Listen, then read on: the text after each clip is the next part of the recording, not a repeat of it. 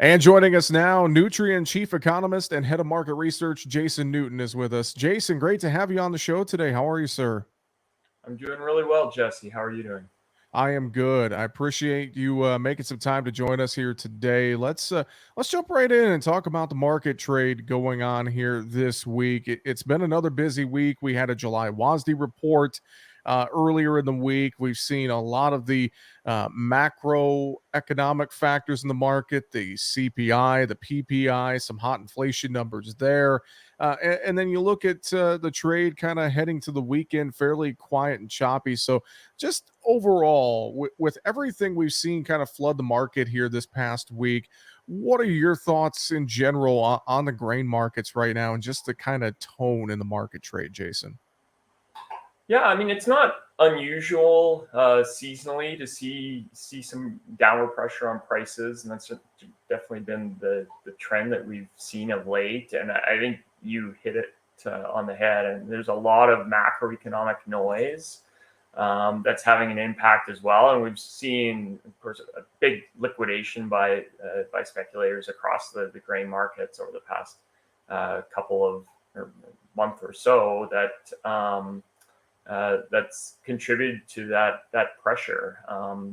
The WASD this week was fairly uneventful in terms of fundamental news, and basically everything in there was according to expectations or roughly in line with expectations. And the market will trade, I think, from this point going forward, the fundamentals and the crop production prospects will become more important as we go through this weather market in the second half of July and into August. I think fundamentally, our view hasn't changed. We came into 2022 on a global scale with very tight supply and demand balances across the major grains and oilseeds, and the production potential in Ukraine really limits the ability of the global market to boost inventories in 2022. And so relative to pretty much any year, as we sit here in the middle of July, our outlook for the second half of 2022 and into 2023 remains fairly positive. Well, you mentioned Ukraine as well, and I know we're hearing the talk about a potential deal between Russia, Ukraine, Turkey, the UN to get grain exports out of Ukraine. But then one has to wonder, I mean, who's going to ensure the ships to carry any grain out of there, let alone if they could reach a deal? So to me, that seems like something the market's watching, but it's almost how do you trade that until you actually see a ship carrying grain out of Ukraine? I think that's an ever developing story that's kind of maybe a back burner story in the grain markets, Jason. Yeah, absolutely. That's continued to over the last number of weeks. I think gain momentum is fair to say, and it looks like a deal is being put together. And certainly, I think we can't overlook the fact that we are talking about a global food crisis, and a lot of areas of the world struggling with food security. So, I mean, we hope for the sake of global food security that some agreement can be made, and that exports begin to flow out of the Black Sea, out of Ukraine again. But we would agree with you that there continues to be a lot of barriers in standing in the way of that happening.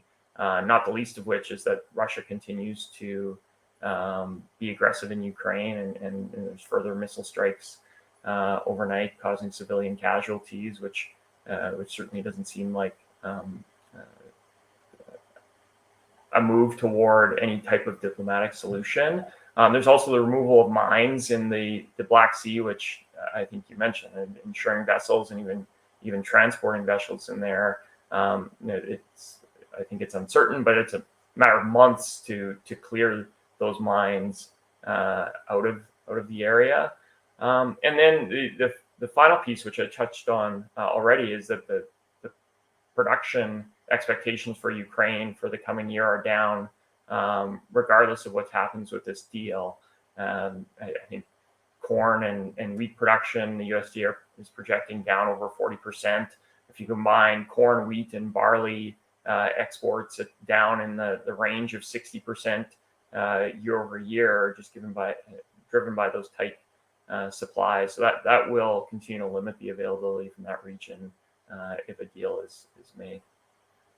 Well, and as well, shifting back to the US here, weather, of course, is going to be a big story. And this is typically when we trade a weather market. We're seeing this high pressure ridge kind of set up over much of the western corn belt. And one has to wonder, we're getting this during this key corn pollination time. If this lasts through July into August, one has to wonder what that would do for our markets moving forward. And maybe some of this premium we've lost with the spec funds getting out, can we put it back in realistically? And I think that's what maybe a lot of traders are kind of weighing back and forth right now, Jason. Yeah, absolutely. And I think in the weather market, you mentioned it's choppy. See volatility driven by swings in the forecast, but we're going to see over the next couple of weeks how that dryness develops and spotty rains and precipitation events will of course have an impact, but the temperatures are something that we're watching closely. And I think especially in some of the southern corn belt and southern areas, we've seen high temperatures already over the past week or two, and we know that periods of high temperatures during pollination at the very least limit yield potential, and so I think that would be critical to watch over the coming weeks. Jason, I should ask as well, as you hear from farmers and talk to farmers and ranchers across the country, I know supply chain issues have been a big deal, and issues with input costs rising, et cetera, and the inflation story that we're seeing, record inflation, 9.1%, 41-year high here this week.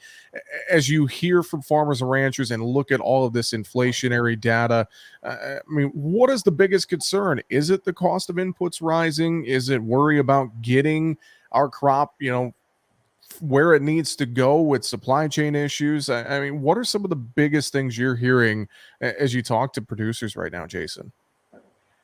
Yeah, well, I think the number one, the most important factor for grower profitability is crop prices, and so the decline that we've seen across the futures markets. Well, prices are still fairly strong historically, but that decline has a big impact on prospective grower margins.